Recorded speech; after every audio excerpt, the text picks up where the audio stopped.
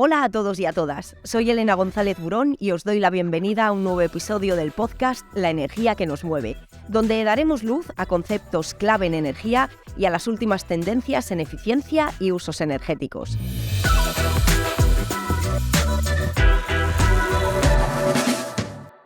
Y hoy vamos a ser especialmente innovadores, porque es verdad que ya hemos hablado de fuentes de energía que nos pueden ayudar a calentar nuestra casa de manera sostenible, pero es que hoy vamos a hablar de dos que son especialmente innovadoras, la aerotermia y la geotermia. ¿Son tan eficientes como dicen? ¿Qué tipo de instalación tengo que tener en mi hogar para poder utilizarlas? Pues para ello, hoy nos acompañan dos expertos que nos van a resolver todas las dudas. Tenemos con nosotros a Yago Goitia. Bienvenido, Yago. Gracias, Elena. Él es especialista en calor renovable en el Technology Lab, el centro de innovación de Repsol. Y tenemos también a Borja Badenes. Bienvenido, Borja. Muchas gracias. Él es investigador en la Universidad Politécnica de Valencia y experto en geotermia. Bueno, pues vamos a hablar de estas dos energías, geotermia y aerotermia, que entiendo que son dos energías renovables. ¿Por qué? ¿Cómo funcionan? ¿Qué las hace renovables? Pues son dos energías renovables porque utilizan una fuente de calor como es el aire en el caso de la aerotermia y la tierra en el caso de la geotermia, que es una fuente de calor constante, local e inagotable frente a otras como son los combustibles tradicionales.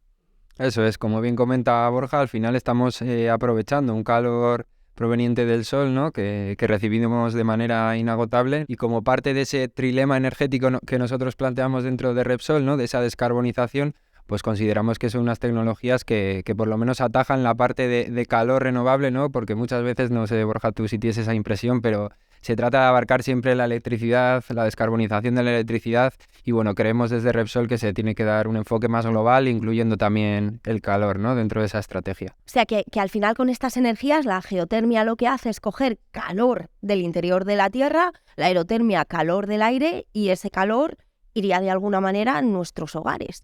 ¿Y qué tipo de instalación, si quiero utilizar energía geotérmica en casa, necesitaría? ¿Qué piezas tengo que poner? En este caso, al final, lo que necesitamos es un intercambiador enterrado, de alguna manera un radiador que tenemos en la Tierra que está cogiendo ese calor. Al final normalmente son unos 5 grados.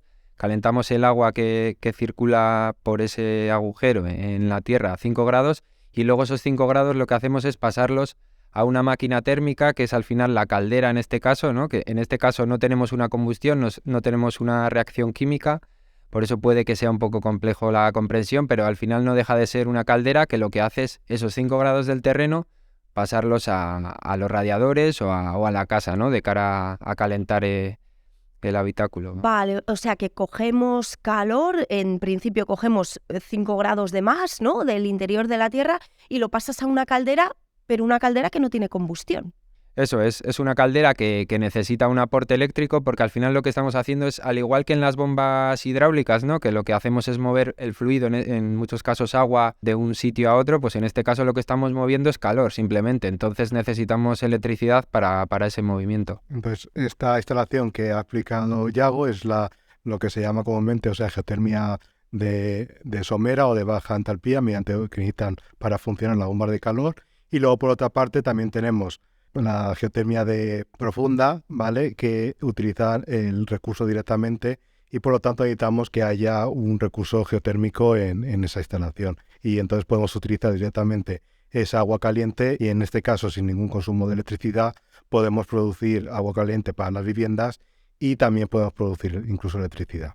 O sea que en la geotermia profunda el agua caliente la obtenemos directamente del interior de la Tierra y llega a nuestros hogares. Y es un tipo de instalación que es muy común en países de norte de Europa, como es Islandia, y también puede ser interesante, por ejemplo, a raíz de lo que se ha visto en Canarias, de la erupción de Palma, también puede ser un sitio donde podría darse este tipo de tecnología. Claro, porque esa es la siguiente pregunta. Yo me imagino que la geotermia, que al final obtiene calor de la Tierra, necesitará terrenos especiales, ¿no? Algún tipo de terreno, pues eso, volcánico o más calientes. ¿O se puede utilizar en todo tipo de terrenos? Pues esa es muy, muy buena pregunta, ¿no? Al final sí que es verdad que en los casos que ha comentado Borja, ¿no? Donde existe como una característica geológica específica, ¿no? ese calor de la Tierra, de la corteza terrestre, está más cerca, o está más accesible, como puede ser en Islandia o en Canarias, ¿no? Pero en otros casos eso no se da, ¿no? Y para eso existe la tecnología que hemos comentado anteriormente, que acoplada a una bomba de calor, pues puedes poner un circuito intercambiador cerrado en cualquier emplazamiento, ¿no? Y aquí un poco comentar también al hilo de lo que comentaba Borja en Canarias, ¿no? Pues Repsol también está analizando la opción de cómo poder valorizar ese calor existente allí, porque al final es un calor que, aunque esté a grandes temperaturas, pero está bastante, digamos, bastante accesible, ¿no? Entonces se está analizando la opción de poder producir, en ese caso, electricidad a través de ciclos termodinámicos. Exacto, que para mí sería una muy buena noticia para todos porque la geotermia es muy desconocida, sobre todo en España, y entonces que se hiciera una planta de producción de electricidad en Canarias pondría en el panorama actual, sobre todo en el contexto de crisis de electricidad que tenemos en España, sería muy importante. Sí, sobre todo que no se ve, ¿no? Que es una tecnología que no se ve, que los paneles se ven, la eólica se ve y bueno, es su parte buena también, que luego comentaremos, pero al final Es su una parte ventaja y una desventaja. Claro que la geotérmica va por dentro, porque tú hablabas, Yago, de esas bombas de calor, ¿no? Que son como las calderas donde se acumula el calor que viene del interior de la Tierra.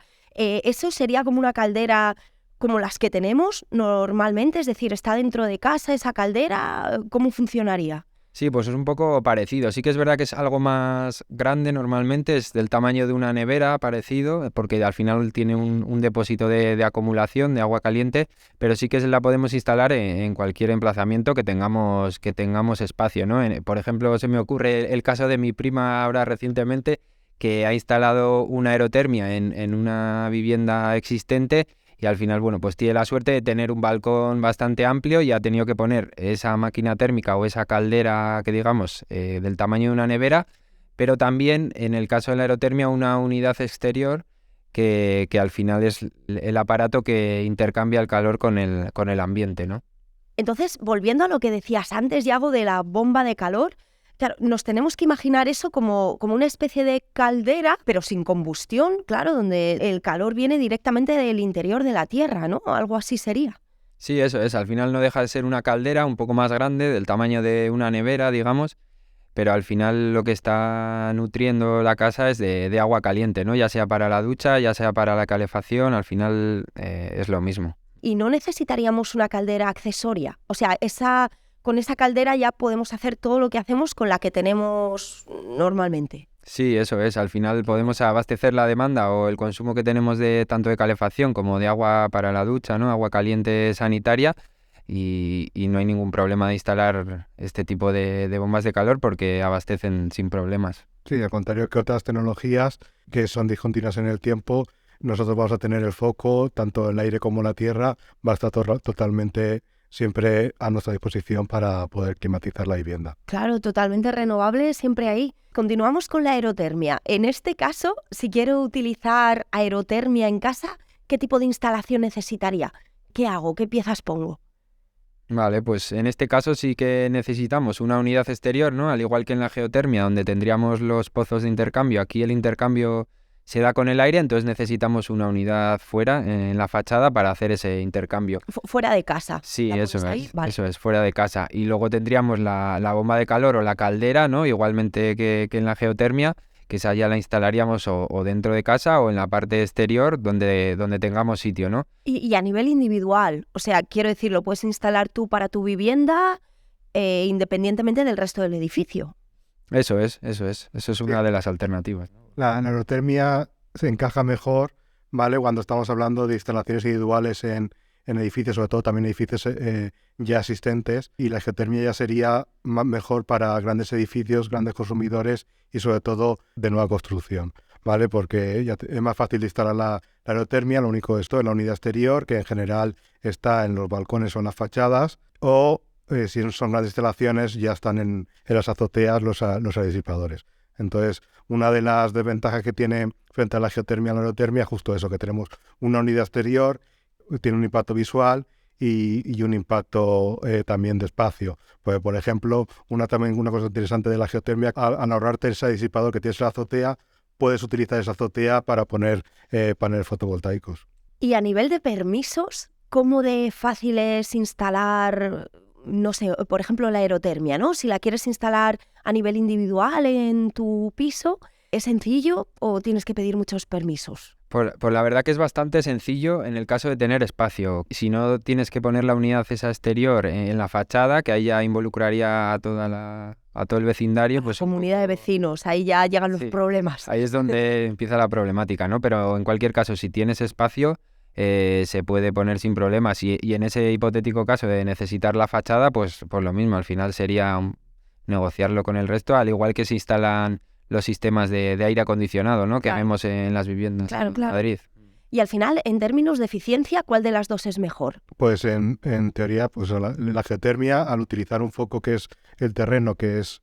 Porque mira, si pensamos que, por ejemplo, en invierno, cuando utilizamos el aire como foco, pensar que necesitamos calor justo cuando hace más frío fuera, en el ambiente. Entonces ahí tenemos un rendimiento algo peor que la geotermia, que es donde tenemos el foco que siempre está constante, la temperatura está constante. Entonces, por ejemplo, en la aerotermia conseguimos unos rendimientos del 200-300%. Eso quiere decir que por cada kilovatio de electricidad que consume la bomba de calor vamos a tener 2, 3, ¿vale? El triple de producción de energía térmica. Y en la geotermia, como hemos dicho, al utilizar un foco que va a estar a mejor temperatura que el aire exterior, ¿vale? Vas a conseguir rendimientos superiores del rondo de 400-500%.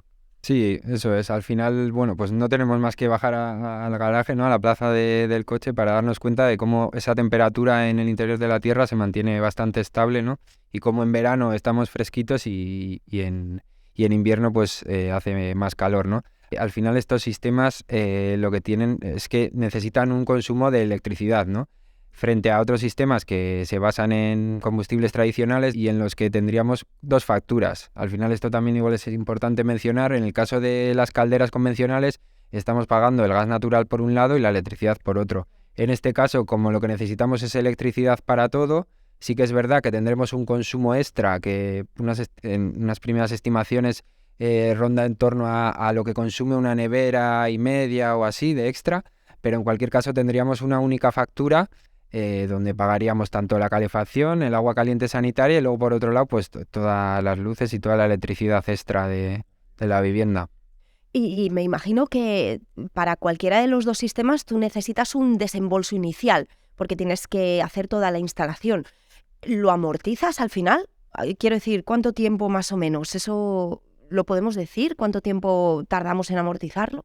Sí, bueno, en el caso de la geotermia, el desembolso inicial es mucho mayor que el cambio en la aerotermia, porque tenemos que hacer intercambiador enterrado y es la gran barrera que tiene, ¿vale? Necesitamos una inversión mucho mayor. Por eso lo importante de la geotermia, donde mejor encaja, es, como hemos comentado, es en instalaciones con consumos grandes, porque al tener un ahorro económico vamos a ahorrar más y ese retorno va a ser antes.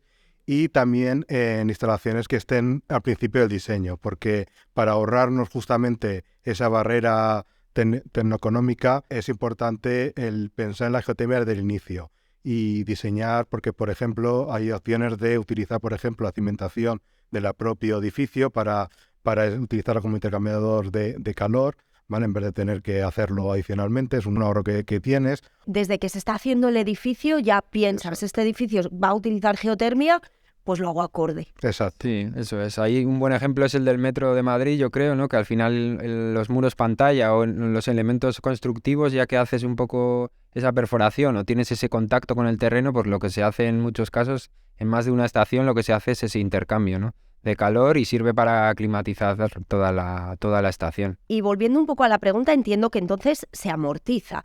Y en el caso de la geotermia, bueno, si ya lo pensamos desde el inicio, mucho mejor. En el caso de la aerotermia, supongo que al final también acabaremos amortizando esa instalación. Sí, eso es. Al final, esa eficiencia que estábamos hablando de 300%, pues lo que hace es que necesites un consumo energético menor para suministrar una demanda térmica concreta, ¿no? Entonces eso hace que estos sistemas sean muy, muy eficientes. Sí que es verdad que en el caso de vivienda nueva, ¿no? Con medidas de eficiencia energéticas ya implementadas, ¿no? Con casas ya que necesitan menos calor en comparación con casas antiguas, pues esa eficiencia todavía es mejor. E incluso en el caso de la geotermia, pues para también, en ese caso que comentaba Borja, de esa planificación inicial, ¿no? Pues si son viviendas que se planean construir, pues la consideración de la geotermia integrada a esos materiales más eficientes, a esas medidas sobre la envolvente, un poco a reducir de alguna manera el consumo de esos edificios, pues al final es la integración ideal, ¿no? Y, por ejemplo, lo que hacemos ahí en la Universidad Politécnica, en nuestro grupo de investigación, es investigar en intercambiadores de calor geotérmicos que sean más eficientes, que transmitan mejor el calor con el terreno, utilizando nuevos materiales, y así, cuanto más eficiente sea ese intercambiador enterrado, menos vamos a tener que perforar y, por lo tanto, menos vamos a tener que desembolsar como inversión inicial.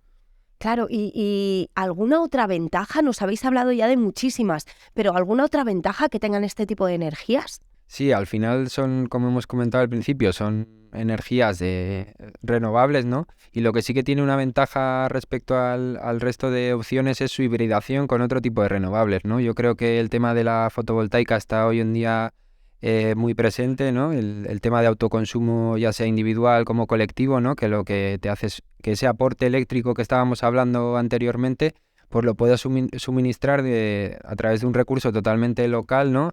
Y mucho más económico, ¿no? Digamos. Otra ventaja también que tiene este tipo de instalaciones también es cuando tenemos lo que se llama necesidades de frío y de calor simultáneas. Entonces podemos utilizar el frío y el calor mediante la bomba de calor de forma simultánea y de una forma muy, muy eficiente, porque estamos dando el doble energía con el mismo consumo de electricidad. Este tipo de sistemas sirven tanto para calefacción como para refrigeración, ¿no? Al final es la misma caldera que nos serviría para ambas aplicaciones. O sea que también puedo refrigerar la casa en verano utilizando el calor. Eso es. Utilizamos en este caso, lo que hacemos es un poco intercambiar, o sea, de alguna manera, el sentido del calor, ¿no? Si a la hora de calefactar lo que hacemos es pasar ese calor del aire o del terreno al edificio. En el caso de refrigeración lo que hacemos es extraer el calor de la vivienda y pasarlo al aire o al terreno, ¿no? Justo a la inversa, claro, eso es. Total. Exacto. Genial, muchísimas gracias. Yago, Borja, un placer de verdad haberos tenido hoy con nosotros. Gracias por la invitación. Y estaremos muy pendientes de cuáles son las innovaciones que se llevan a cabo con todo este tipo de energías. Muchísimas gracias, de verdad, hemos aprendido un montón. Muy bien, muchas gracias. Y recuerda que puedes escuchar el resto de episodios del podcast La energía que nos mueve en tu plataforma de audio favorita para seguir aprendiendo de la mano de Repsol. Nos vemos en la próxima.